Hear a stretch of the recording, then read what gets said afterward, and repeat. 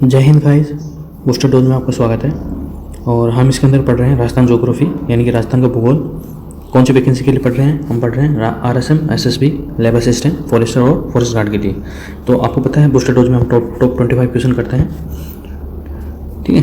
तो अगर आप चैनल पर नए हैं तो बेस्ट प्लस को सब्सक्राइब कर लें और इसकी PDF के लिए आप टेलीग्राम चैनल ज्वाइन कर सकते हैं। लिंक आपको डिस्क्रिप्शन के अंदर मिल जाएगा। और PDF के साथ इस वीडियो को देखिए, आपके माइंड में अच्छे से याद रहेगा। उद्देश्य यही है कि आपको किताब से अंदर ना पढ़ना पड़े, आप यहाँ से ही एग्जाम की बेहतर तैयारी कर सकते हैं। चलिए शुरू करते हैं सबसे पहले क्वेश्चन के साथ। तो सबसे पहला क्वेश्चन है कि राजस्थान का सोलर ऊर्जा उत्पादन में भारत में कौन सा स्थान है?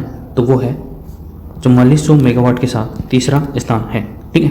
तो राजस्थान का सोलर ऊर्जा उत्पादन में भारत में तीसरा स्थान है, ठीक है। और कितना उत्पादन होता है सोलर ऊर्जा? 4400 मेगावाट, ठीक है। और पहले स्थान में कौन है पूरे देश के अंदर? तो वो है कर्नाटक, ठीक है। तो साथ में ये भी याद रखिएगा कि पहले स्थान पर कौन है सोलर ऊर्जा उत्पादन में देश के अंदर? तो कर्नाटक है, जबकि तीसरे स्थान पर राजस्थान है 4400 मेगावाट के साथ। नेक्स्ट है कि पवन ऊर्जा उत्पादन में राजस्थान का स्थान है भारत के अंदर। तो पवन ऊर्जा उत्पादन में राजस्थान का भारत में 5वां स्थान है, ठीक है। तो कितना मेगावाट ऊर्जा उत्पादन होता है? तो 4299.30 मेगावाट ऊर्जा के साथ 5वां स्थान है राजस्थान का भारत के अंदर, किसमें? पवन ऊर्जा उत्पादन में। और पहले स्थान कौन है? तो पहले स्थान पर है तमिलनाडु, ठीक है। नेक्स्ट है राष्ट्रीय जैव ईंधन नीति 2018 को लागू करने वाला प्रथम राज्य कौन सा है? तो राष्ट्रीय जैव ईंधन नीति 2018 को लागू करने वाला राजस्थान प्रथम राज्य है, ठीक है। तो राजस्थान प्रथम राज्य है जिसने राष्ट्रीय जैव ईंधन 2018 लागू की। नेक्स्ट है बीरूखेड़ा सोलर पावर प्रोजेक्ट किस जिले के अंदर है?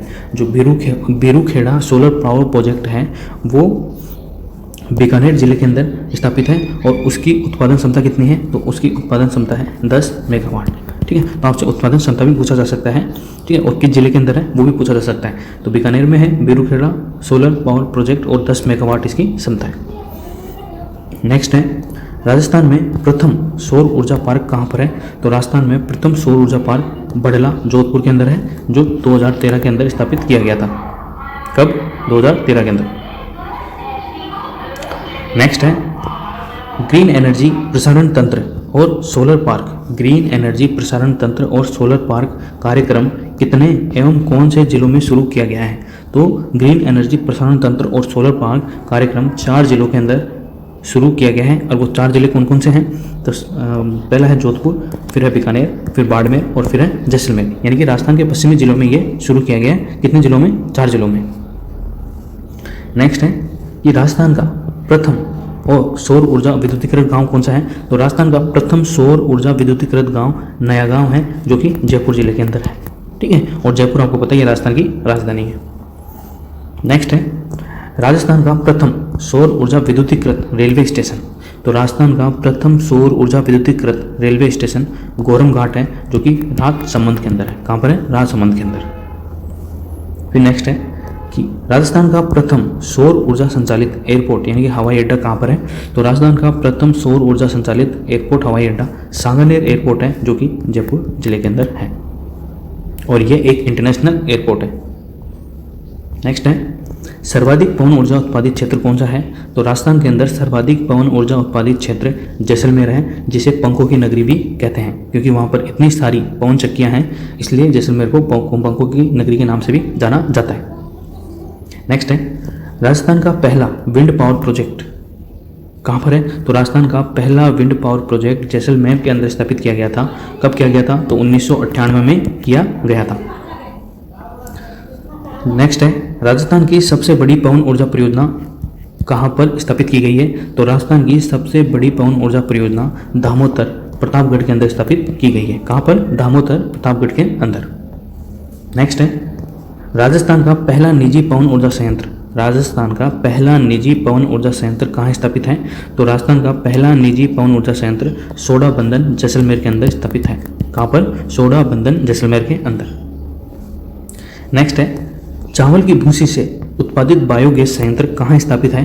तो चावल की भूसी से उत्पादित बायोमास संयंत्र कहाँ स्थापित है? तो वो है पदमपुरा गंगानगर के अंदर, जो राजस्थान के उत्तर के अंदर है। आपसे पूछा जा सकता है चावल की भूसी से, ठीक है। तो चावल की भूसी से उत्पादित बायोमास संयंत्र कहाँ स्थापित है? तो वो है पदमपुरा गंगानगर में। नेक्स्ट है सरसों की खल। पहले पूछा चावल की भूसी से, अब पूछ रहा है सरसों की खल से उत्पादित बायोमास संयंत्र कहाँ स्थापित है? तो वो है खेड़ली अलवर के अंदर। कहाँ पर है? खेड़ली अलवर के अंदर सरसों की खल से उत्पादित बायोमास संयंत्र। नेक्स्ट है राजस्थान में किस ऊर्जा का उत्पादन केवल घरेलू उपयोग के लिए किया जाता है, व्यावसायिक उपयोग के लिए नहीं? तो वह कौन सी ऊर्जा है जिसका राजस्थान में केवल घरेलू उपयोग के लिए उत्पादन किया जाता है, व्यावसायिक उपयोग के लिए नहीं? तो वो ऊर्जा है बायोगैस।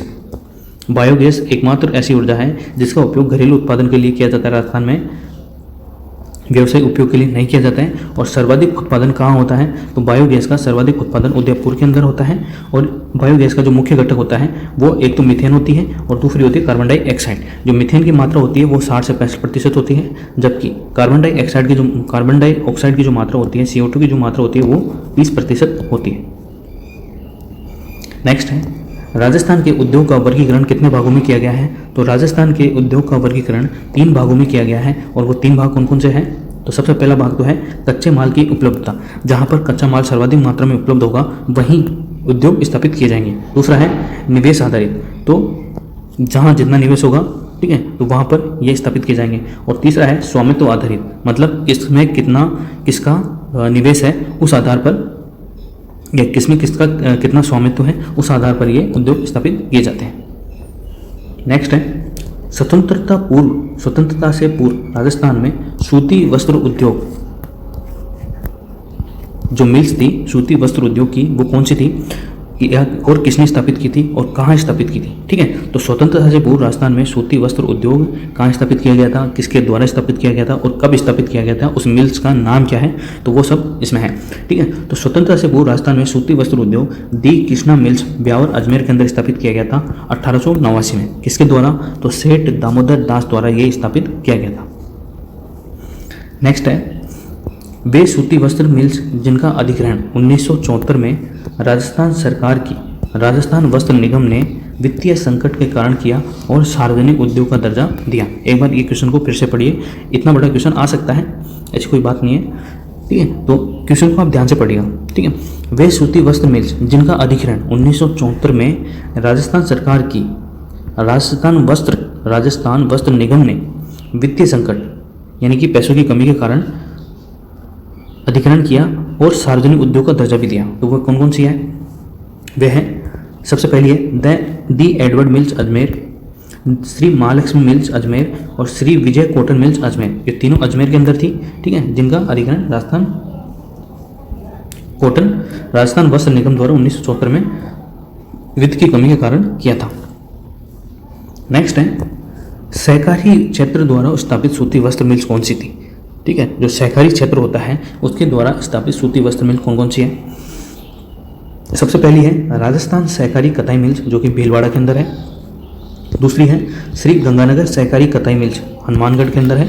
और तीसरी है गंगापुर सहकारी कताई मिल जो कि भीलवाड़ा के अंदर है। एक बार फिर से देखिए कि सहकारी क्षेत्र द्वारा स्थापित सूती वस्त्र मिल्स कौन कौन सी हैं? राजस्थान सहकारी कताई मिल्स भीलवाड़ा में, श्री गंगानगर सहकारी कताई मिल्स हनुमानगढ़ में, गंगापुर सहकारी कताई मिल्स भीलवाड़ा के अंदर स्थापित है। नेक्स्ट है सर्वाधिक सूती वस्त्र मिल्स किस जिले के अंदर है? जो सर्वाधिक सूती वस्त्र मिल्स है वो किस जिले में है? तो वो है भीलवाड़ा जिले के अंदर। और भीलवाड़ा को राजस्थान का मैनचेस्टर वस्त्र नगरी